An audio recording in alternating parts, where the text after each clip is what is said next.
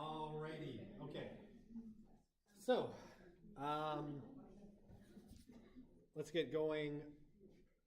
We have a few slides left to get through today. I don't know if it's going to take the entire lecture to do, so we might end early because we just have a little bit for. I won't promise that, but maybe. And we are going to skip before the midterm structured observation. So structured observation, we won't talk about. It's a very minor topic. It usually only takes me about 30, 40 minutes to go through, but we won't talk about it in this course. It's a very minor quantitative method in sociology. I can't honestly think of any time I've ever seen it used out in the real world in the last like 20 years.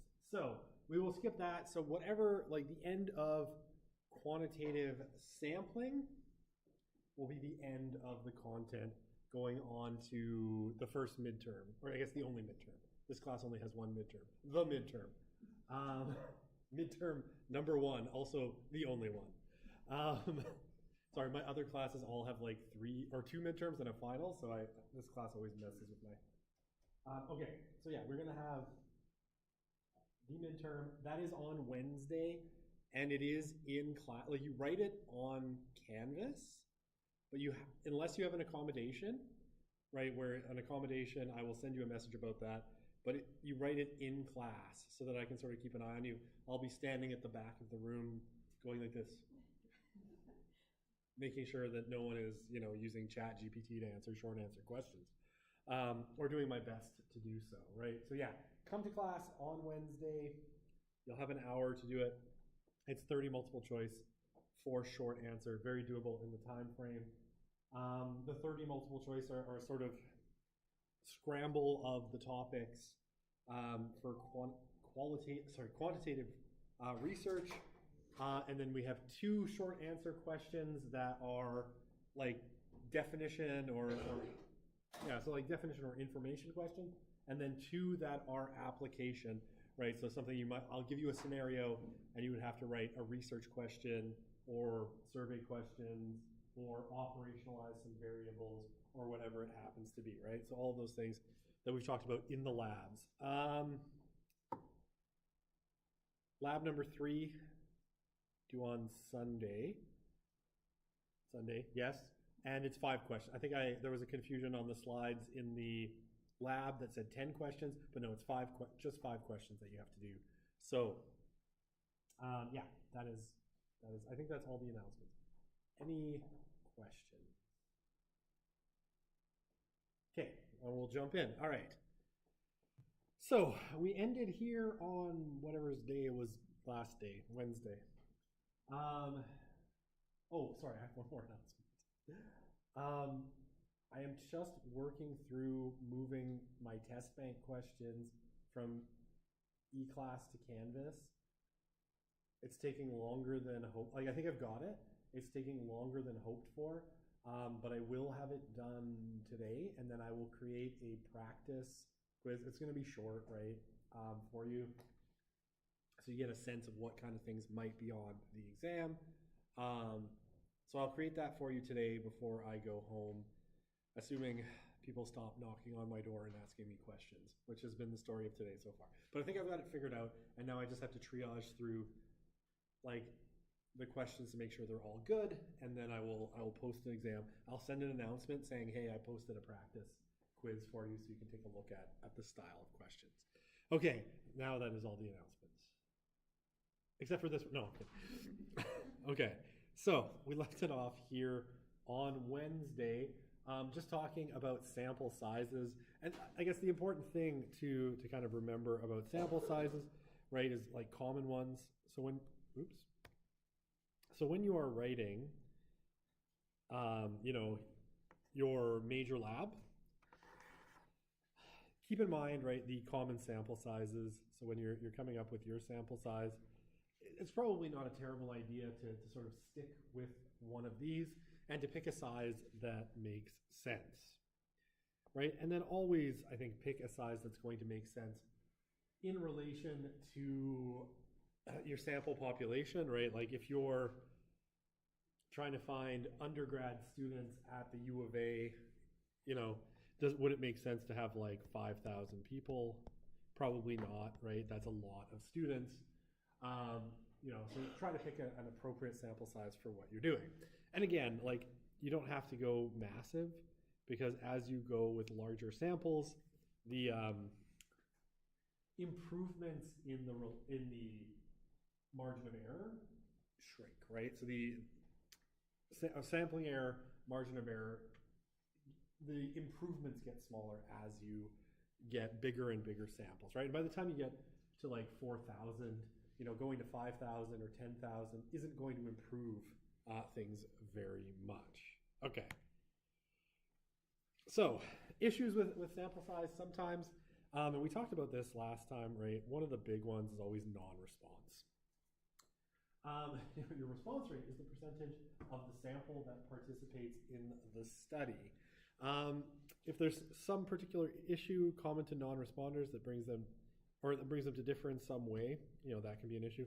I'll say this, right? It used to be, and if you look at some of the debates from like the 2000s when this really changed, people would say, like, going back into the 1970s, you know, for phone surveys especially, if you went back into the 1970s, anything for your sample, anything below 85% responding was considered basically a failed sample. Today, like some of the big research firms like Pew Research recently changed how they do it. They've shifted to online, but until about 2019, they were doing all of their surveys on phone still, and their response rate had dropped from, you know, it used to be about 85. It had dropped to 8. Right? So the non-response rate was like 92%. So this causes a whole bunch of problems. It's caused a lot of people to sort of, question the value of survey research at times, because often our non-response rate is enormous, right? It used to be like 15%, you know, now it's like 92%. And like, especially, I know this was a debate with some of the Pew Research data on religion, with one very famous sociologist of religion basically suggesting, like, why would I care about your data? Your data's garbage, right? Because 92% of your sample didn't respond, so you've got a ton of sampling error. You've basically, you know, sampled just a bunch of people that really feel a particular way about religion, or a very select kind of group that's interested in your topic. So non-response is a big problem. It's becoming a, you know, especially things like call display, people having cell phones, has made it an even bigger problem. So it's really, really difficult. Nobody, I think, has a good sense of how to overcome this problem at this point. All right. And the heterogeneity of, big word, heterogeneity of the population can be a big problem as well. The more heterogeneous a population, the larger the sample size should be, right? So relatively, you know, homogeneous or unified populations are easier to sample, right? Because you can say, you know, most of these people share the same characteristics. However, once you get a very, you know, heterogeneous population, and it can be along any kind of axis, you know, it can be race, it can be ethnicity, it can be income, it can be, well, I mean, I think sex is always going to be roughly 50-50. But any combination of these things, right, the more diverse a population is, generally the bigger your sample has to be to capture a representative sample of that, because you want to make sure that you're capturing even smaller groups. And this is, for example, the National Social Survey, right? Or sorry, the General Social Survey, or the GSS, not the Canadian one, but come on, stop doing that. The GSS that comes out of NORC, right? The National Opinion Research Center at University of Chicago in the US. They do this survey where they ask a bunch of questions, and their sample size is about 1,400-ish. And one of the problems that they've had, and I know this because, again, I'm a sociology of religion nerd, and so I keep up with a lot of this data, and everybody uses the GSS for lots of religion data because the US Census doesn't ask any religion questions. But one of the big problems is, for how diverse the US population is, this is a relatively small sample. So sometimes, right, what you'll get is, you want to say something about Jewish people. However, the total number of Jewish people in the sample is 15, right? So it gets to be really, really difficult. So, like 1%. It gets to be really, really, really difficult to say anything meaningful about Jewish people in the GSS sample because you only really sampled 15 people, right? So you can make some generalizations, but you always have to caveat it. Like, this is a really, really small number. Like, the religious landscape in the US is really diverse, and you have the same problem with Hindus. Muslims a little bit less, but Hindus, Sikhs, and there's another category which is escaping my brain, because I think, like, on the last GSS, the total was 4, right? So they lumped them into other, and it was like, bless you, bless you. Yeah, they lumped them into this other category, and there's not much you can say about it. So to really get a representative sample that included, right, a good look at Jewish people, a good look at Sikhs and Muslims, you'd have to boost up the size of this sample considerably so that, right, like if you got up to like 140,000, then maybe you'd have 150 Jewish people, right, and 40 other religion. But again, the challenge of getting 140,000, let's say 14,000. I multiplied it too much. 14,000 people to answer a survey is going to be intense, right? And the cost is going to explode when you get up to that sample size. So, in theory, more heterogeneous population, the bigger the sample should be, so you can get, representation of even small subpopulations. In practice, sometimes you just ain't got the money, or the time. But it does create situations where it's like, well, I can't really say anything about this subpopulation. I can't really say anything about this subpopulation because, I just don't have enough data. Okay, that makes sense, right? Okay, yeah. Depending on the type of analysis you want to do, it may affect your sample size as well. How to put this? Okay, rule of thumb. For multivariate regression, right? So you want to do like these fancy regressions that you can do in R and SPSS. The minimum number for that to work is about 300. Now at 300, it doesn't work well, right? You can do a little bit of multivariate regression, but you tend not to find a ton. So what you end up is, doing is a lot of correlative analysis, especially with something like Pearson's, right? Pearson's R, right? With that small of a sample, because multivariate regression is really difficult. As you get bigger, right, you get better data. So the improvement, I don't know what the factor would be, but going from 300 to say 400 for multivariate regression is a big step. You have a lot more data to work with, and it works a lot better. When you go from 400 to 900, now you're cooking with fire, right? Now everything's working a lot better in terms of really complex regression analysis. So you can do a lot more fancy stat stuff, which is always super fun, right? When you make the computer do your bidding. Kind of like those robots Elon Musk unveiled last night. You can you can make it do what you want.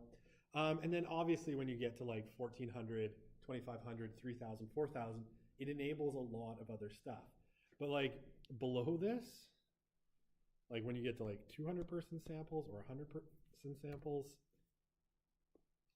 even Pearson's R doesn't work super well.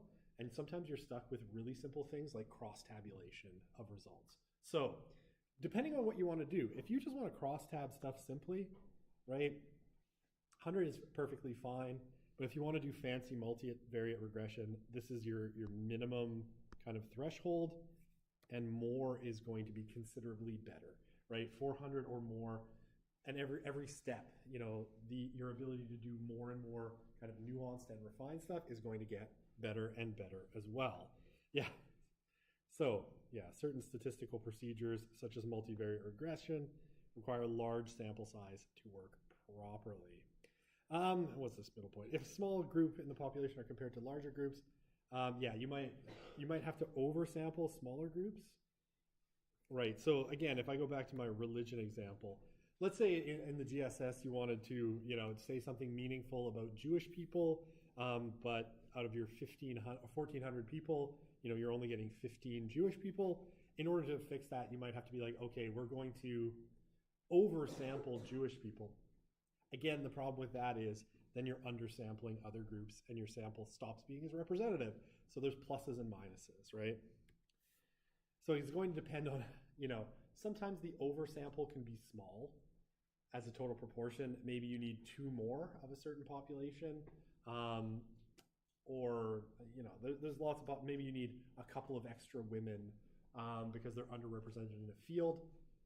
But, you know, in some cases it can skew the representativeness of your sample. So you want to be careful with that as well. Okay. All right. Okay. So we finished with probability sampling, and now we're going to talk a little bit about some non-probability, right? So this is non-probability.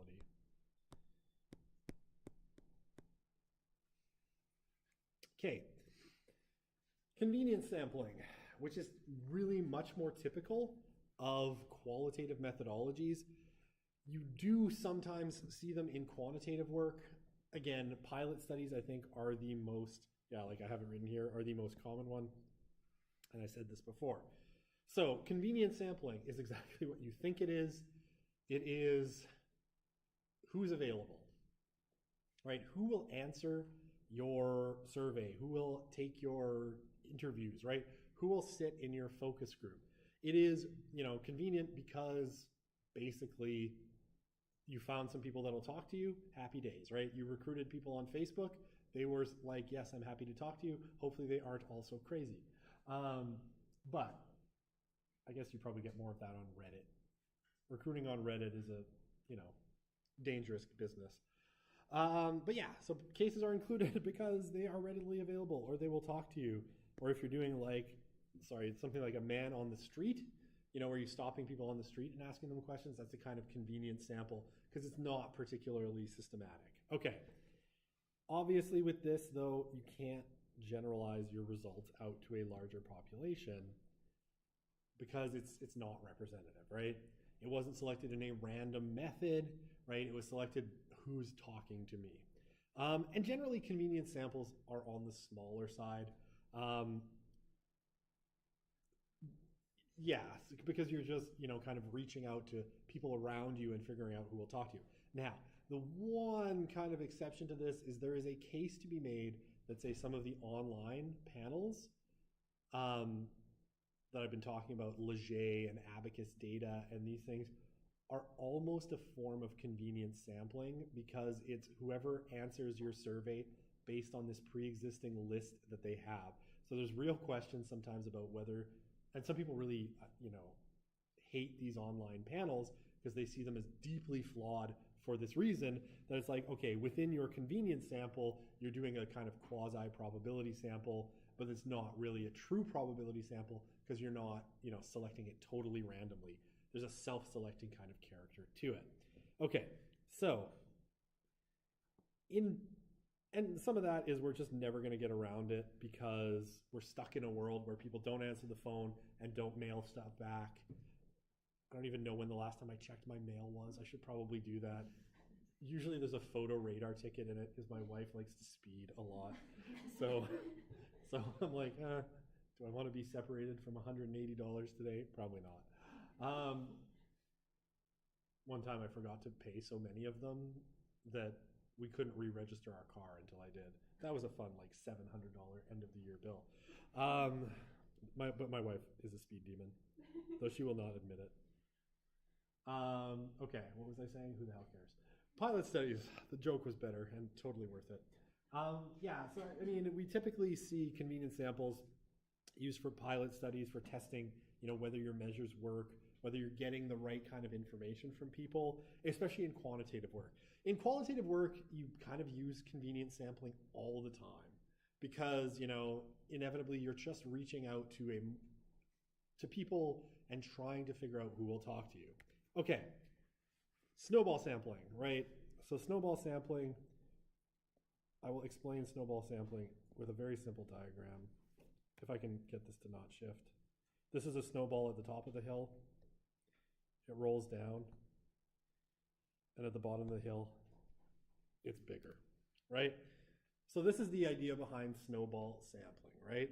So it's a form of convenience sampling where at the end of, typically an interview or whatever process you're going through, you will ask someone, hey, do you know anyone else that would like to talk to me, right?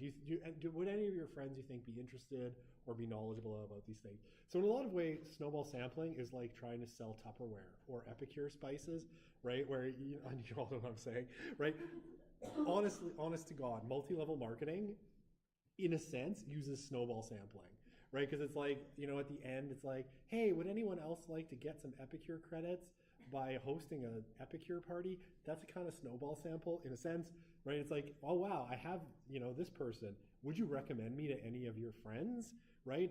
Would any of you then like to recommend me to any of your other friends? So the idea is you start with a small set, right? Your convenience sample, and then you try to grow that set from kind of personal connections, right? So you're interviewing business people. You're like, hey, who else wants to, hey, would you happen to know any other executives that'd be interested in taking a part in my study? On and on, right? So yeah, you make contact with one person who then puts you in contact with other people. And yeah, hopefully your snowball sample looks like this one and not like this one. But that happens sometimes. It's like nobody wanted to talk to me after that first person and nothing ended up getting better, right? But the goal is, right, you start with a small sample and grow it over time through personal connections. Okay. I don't think I need the example. I think multi-level marketing is the greatest example of all. Okay. Quota sampling. So hopefully I'm not being confusing. In some senses, there's an equally good case to be made that our online platforms today ultimately do a form of quota sampling as well, right? So collect a specific number of cases in particular categories that match the proportion of cases in that category in the population. Okay, right? So basically, let's say you wanted to talk to a particular group, right? I don't know. Let's say we talked about Jewish people. Let's say Jewish people again, right? So you would collect you basically say to whoever's setting up your sample, I want to talk to this many kind of Jewish people because this should give me, my adequate kind of representation of the population. So usually you'd have kind of strata, right? So it'd be like, I want to talk to, let's say 150 people, and I want, to match the population, 5 of them should be, I'm not balancing this out at all in the numbers, so just go with me.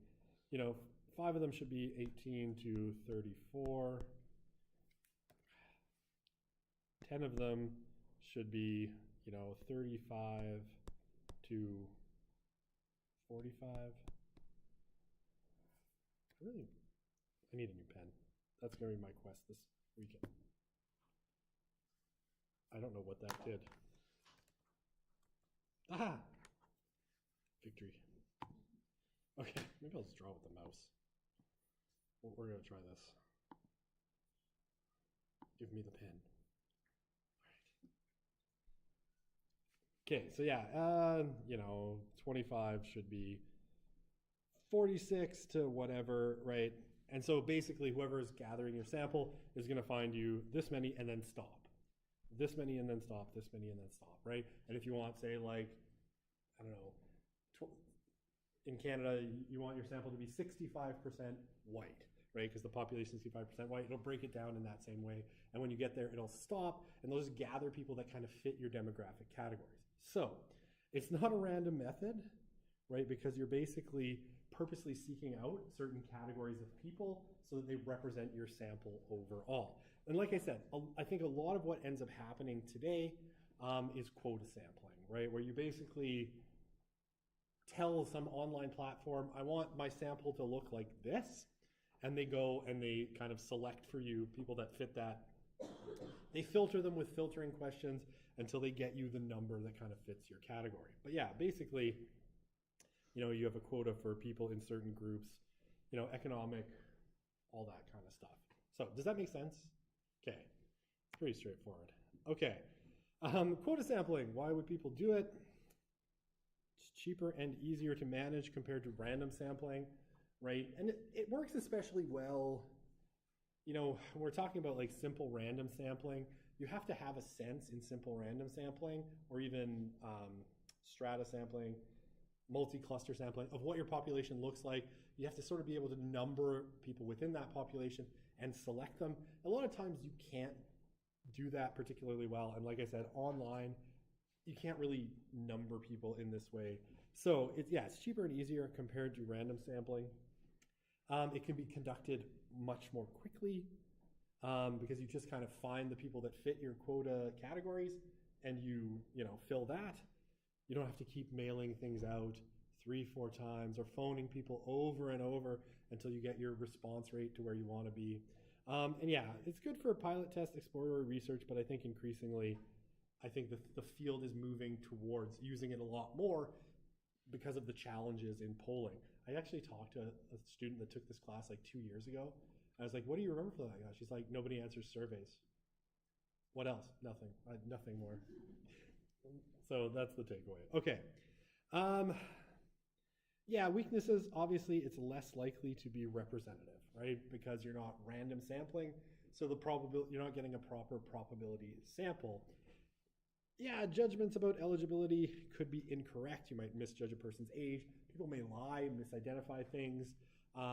Things like racial and ethnic categories. People can give you really funny answers, or sometimes your categories are off, right? Like, again, I was just talking to a student, and they were saying that they had tried to take a survey and they're Iranian, but the only option that sort of fit was Caucasian, right? White, because it was like Middle Eastern Caucasian was one of the categories.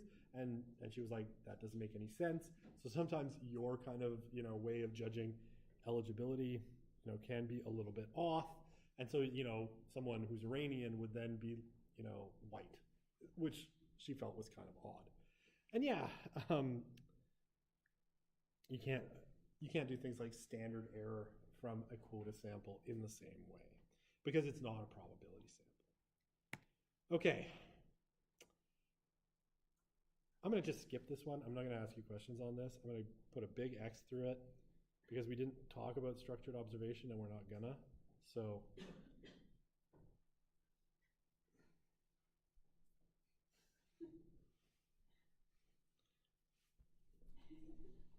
pay no attention to this slide. It would have made much more sense if, in fact, we were doing structured observation, but let's not worry about it. Okay, let's go on from there. Oh, I'm such a goof. I'm sorry. All right, so generalization, right? Obviously, that's the goal with, when we're doing probability sampling, we want generalizable data. So limits to it. Yeah, even when you select it using probability samplings, it only matches the population for which the sample was taken, right? So you can never, you can't pull people in Canada and be like, this applies to the West. You can't pull people in Edmonton and say this is representative of Canadians. it's only ever going to fit that population. And, for most of it, it's time bound, right? So findings from a study 10 years ago, probably you can't generalize it today because your populations are always going to be shifting. So, they're always, in a sense, snapshots of a particular moment in time. And you can't be like, you can't take your 1994 survey data and be like, from this, we know that Canadians in 2024 are at, like this. Okay. So, sampling error. Let's check how many more slides I have. Okay. Sampling error. Or sampling problem. Sampling error, right? So we talked about that, when we had our dot slides. If you oversample or undersample certain groups, that's going to create problems in your probability sampling. Sampling related errors. Trying to think what the distinction between these two are. I actually don't remember. Sampling errors. So sampling related errors, I mean, if you grab things from the wrong regions, right? If you overbalance, if you kind of weight things in a funny way, you're going to get, potential, especially like geographically, right? If you've got some sort of, problem, you haven't sampled broadly enough, geographically, regionally, you can get some errors related to how you construct your sample. Data collection errors. This is, I think, less of a problem today. Again, because of the online thing, right? Because we do things online.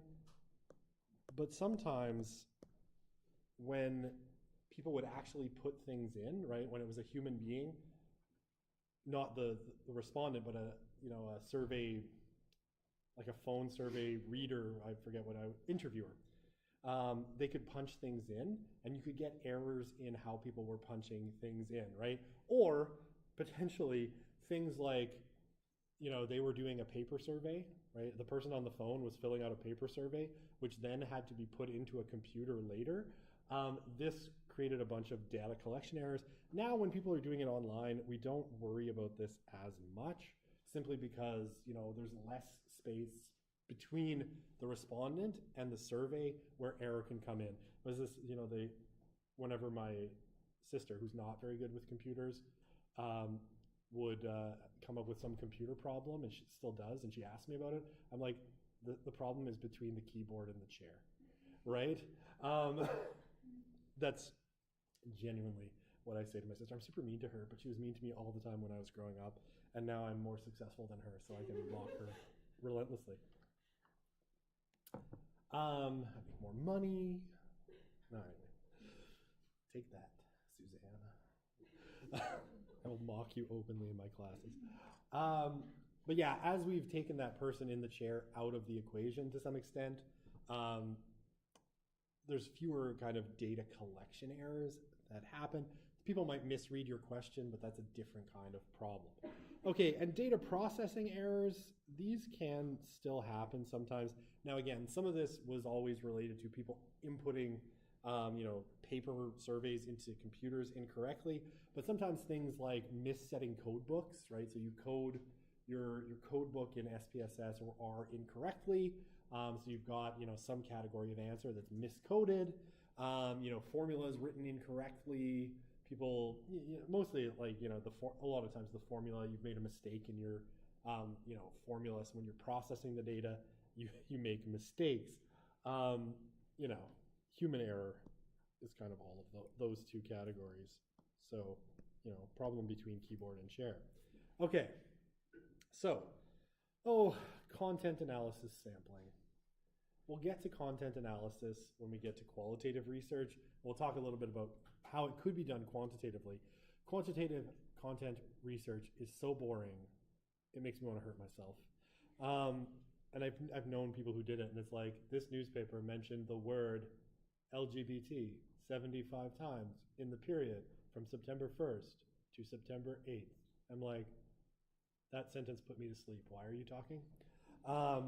But there are people who do this. Okay, so sampling for content analysis. Usually, right, in sampling media, you would have some kind of date, some kind of date range, or some kind of, how many newspaper articles, TV shows, different newspapers, articles on a given topic, and you would be looking for some kind of repetition of data from a quantitative perspective, right? So you'd be looking like, how many stories were there about gangs? How many stories were there about ducks? You know, and all those sorts of things. Like I said, quantitative content analysis is so boring. And you're like, how is it any less boring than other things? Trust me, it is so boring. Okay, and sampling dates, right? So in content analysis, this could be all sorts of things, right?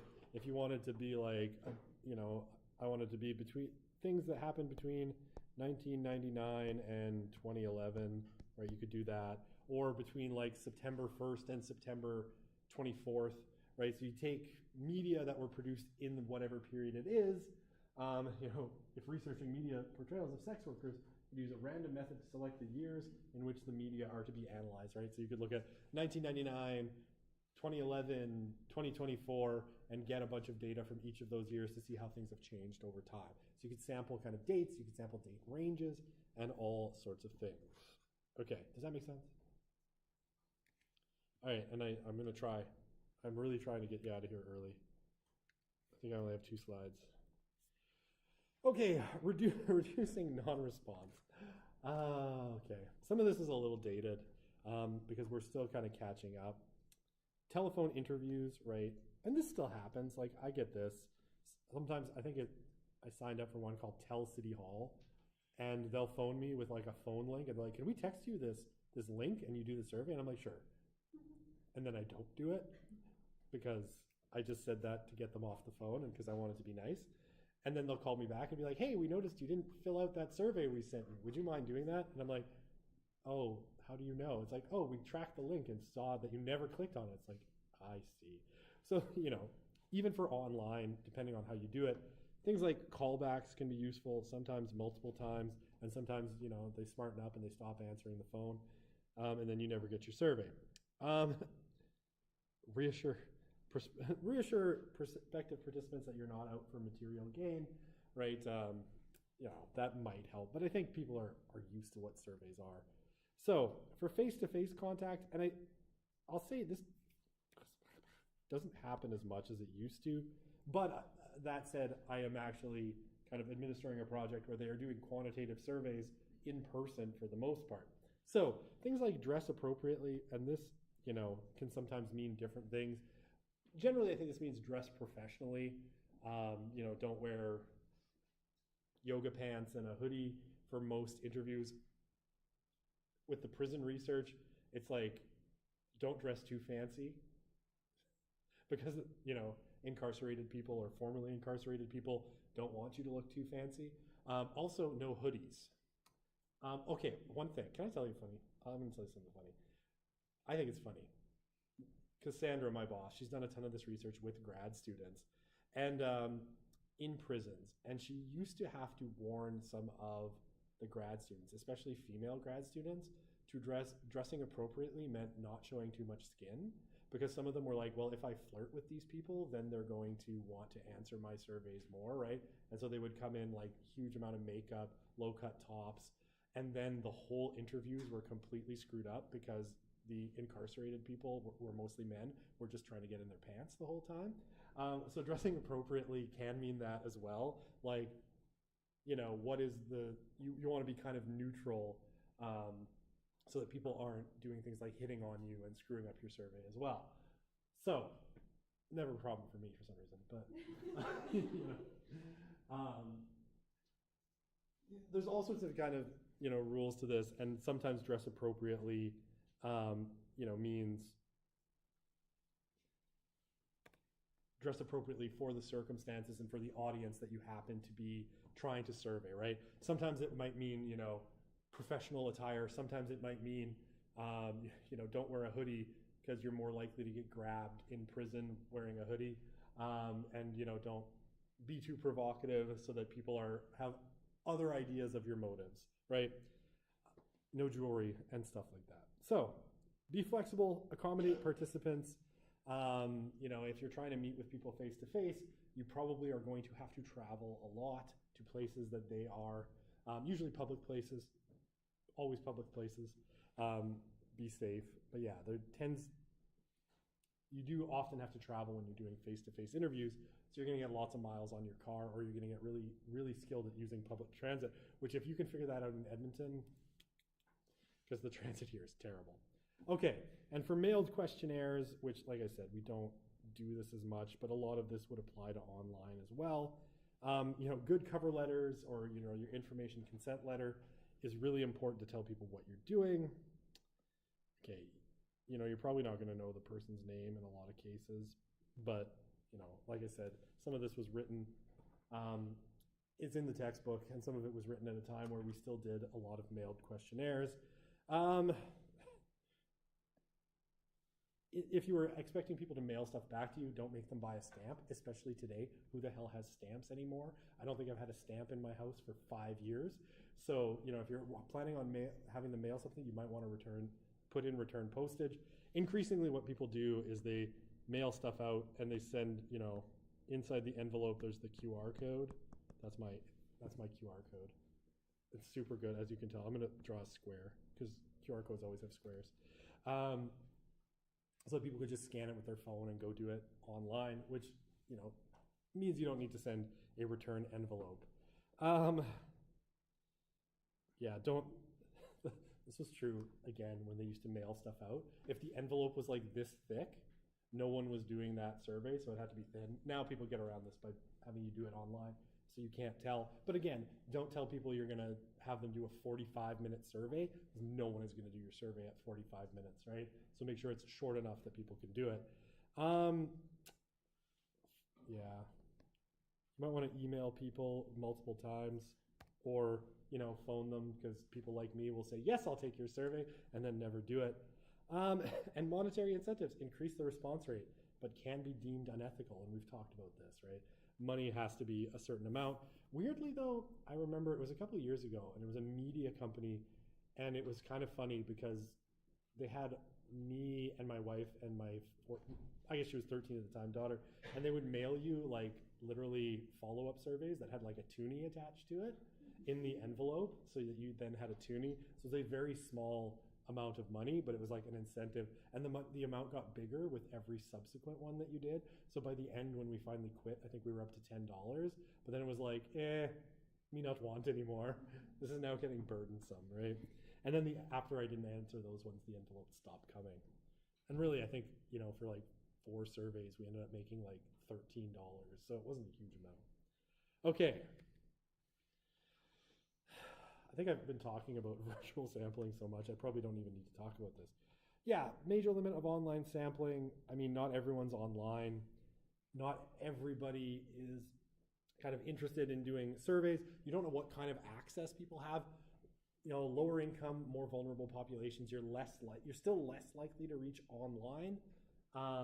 You know, it's a little better than it used to be, because with things like Facebook ad, well, I mean, I'm sure people still use Facebook. Facebook ads or Instagram ads, you know, Google ads, you can get a certain number of people with this, but it's still really difficult to reach certain parts of the population. A lot of people just have smartphones, they don't have computers. And yeah, internet users, especially those that tend to do internet polling, they are somewhat biased. They tend to be richer, better educated, you know, more likely to be younger, because older people aren't signing up for online polling as much. So basically, you're less likely to get a really, really good sample out of it. And inherently, right, like Leger Web has its platform of people who signed up for it. Abacus has its, right, they all have their different kind of pools of people, but it's not necessarily going to be representative, because it's only certain people that have signed up for these platforms. For one, it tends to skew very male. Right, a lot more men sign up to do internet surveys for some reason than women do. I don't know why that is, actually, but it's pretty universally true. They have to try a lot harder to get women in these samples. And yeah, few sampling frames exist for the general online population. So again, you're going to end up probably more likely with quota sampling than a true kind of simple random sample or a probability sample of some kind. Okay, I'm going to write it here so there's no...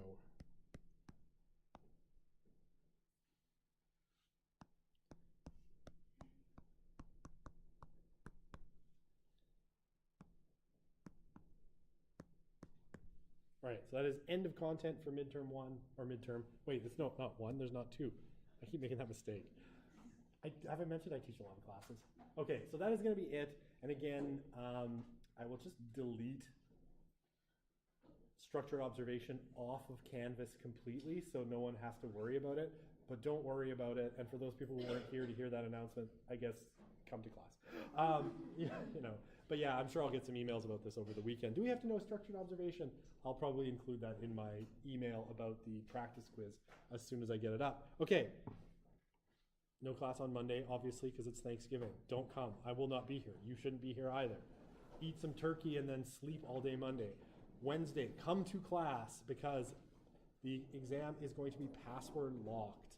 So you will not be able to access it from home. I will give you the password in class, unless you have an accommodation, in which case I will be emailing you about that sometime today or possibly Tuesday, because time is not my friend. All right, and if there's any questions, you can come talk to me after class. Other than that, have a great long weekend. We will see you on Wednesday. That is all. Happy Thanksgiving. Yeah, happy Thanksgiving.